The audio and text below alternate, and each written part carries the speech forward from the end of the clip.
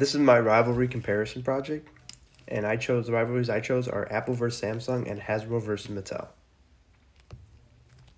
So for the history, Apple was founded in 1976 as a computer company, and they ended up purchasing the company Next, who was owned by Steve Jobs at the time.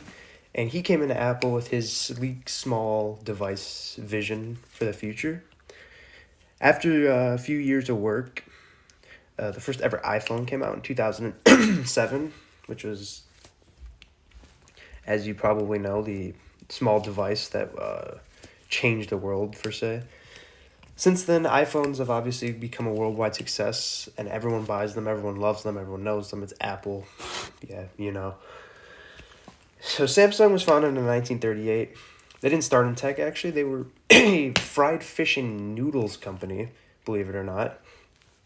And they entered the smartphone segment in the 60s. So they were experimenting with things long before Apple was. But yeah, and today they are the largest producer of smartphones and chips and all sorts of tech. So they don't just focus in smartphones, they're also a big provider. Even Apple has some of their things from them. They provide to a lot of tech companies all over the world.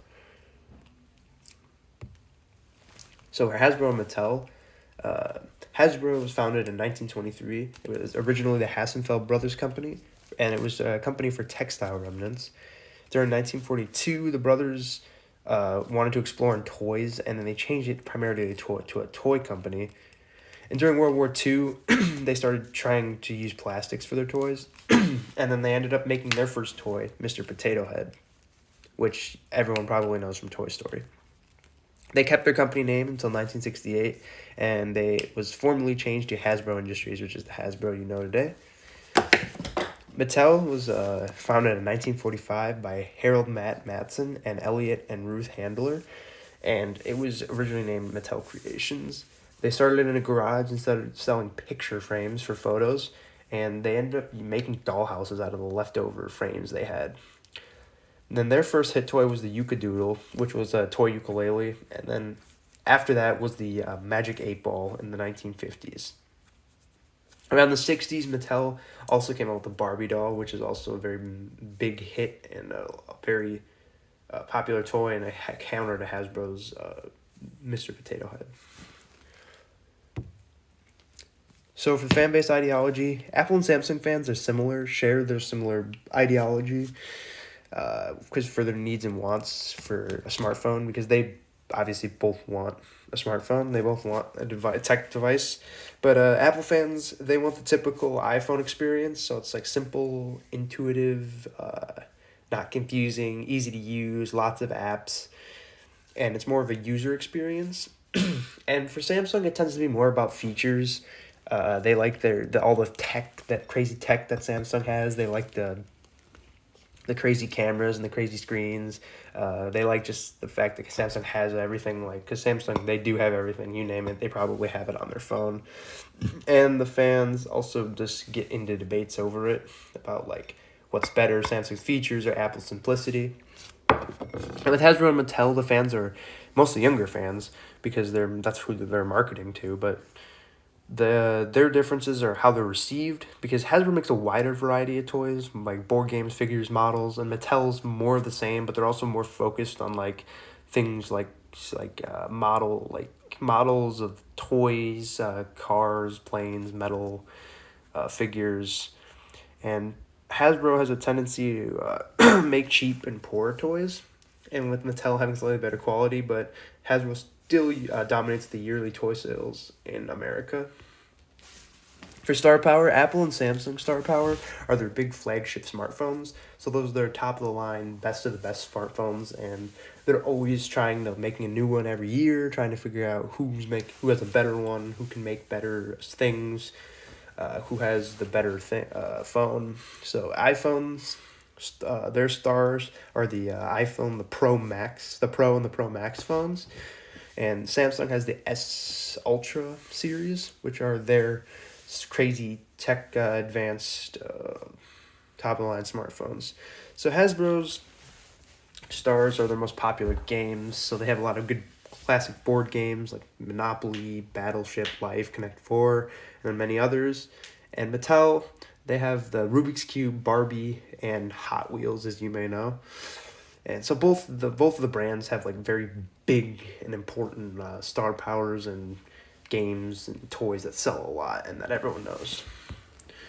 So frequency of competition. So all of these companies compete on a daily, monthly, and yearly basis for whatever sales, stock, customer attraction, any other factors, and they're always trying to outdo each other. Like Apple and Samsung, they're always trying to be like, who's got the better phone, who has better what, and it's more intense with them because they're more into like they have to do more research. It takes more time to develop a $2,000 device than it does to develop toys for Hasbro and Mattel, but they still have their competition because they're both making toys. They both have very popular toys, and they're more of like a weekly basis, yearly, quarterly basis on whenever they're releasing instead of a set time every year like Apple and Samsung have. So competition for market share, Apple and Samsung are really competitive. 2021 quarter four, Apple had the majority of the sales in the market, which was over 56% to them as opposed to only 22% for Samsung is in the US, and that's obviously where Apple's the most dominant, where Samsung actually tends to be a lot more dominant in other countries where it's more affordable and more readily available, but Apple is still very globally popular. And for Hasbro and Mattel, they compete too, but it's obviously small on a smaller scale. In the fourth quarter of 2021, Hasbro had 6.35% of the market, and Mattel only had 5.39%, so it's obviously a lot smaller, but the competition is still there.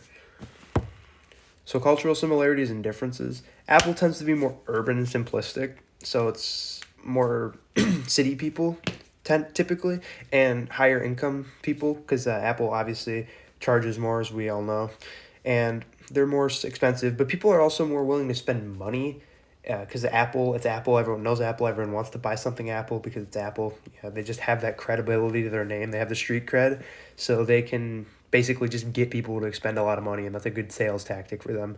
Samsung can cater to more of the lower middle class people because they have more like a wider variety of tech that is also more affordable and still usable than Apple does. So they have a wider range of people who like their tech as opposed to the smaller focus group for Apple because of their prices. And Hasbro and Mattel, they mainly sell to younger people, so the people receiving them, which are usually kids, it's usually not too much different between them because most kids are just getting their toys. They don't really know what the difference between, like their toys being like, oh, my toy is Mattel, yours is Hasbro. That difference isn't really there with them. So it's more of just like which toys are sold by what company and like how much of the toys are sold to kids or parents, and that's more of where their competition is, because their culture is more like just this more or less the same throughout everyone who buys them. Relative dominance, Apple and Samsung, their relationship is more like how they are to their sales, how they are to each other in sales. They've never gotten along well, and they've both had multiple lawsuits against each other for stealing tech or ideas or whatever, and that's because of what they both sell. They both sell smartphones. Their goal is to give the customer the best experience, to give them the best quality, whatever their individual company goals are. But they generally want to do the same thing, and they're both very big, and they're both very good at doing it. So obviously, when you have two big giants going at each other in the market, they're gonna butt heads, and they're gonna be at each other all the time because neither one of them's ever willing to back down, spare any expenses, take anything lying down with it. They always want to outdo each other. And Hasbro and Mattel are similar, but it's obviously not quite as rough because they're not as big. They are both trying to sell people toys. They have a very like similar mindset, but they're not as bitter about it because obviously, again, they're not as big as Apple and Samsung. They're not going head to head because toys are obviously probably less seriously received in tech, and it's not as big of a deal when something changes or goes wrong with that. And they've never really had any lawsuits either, as my sources said.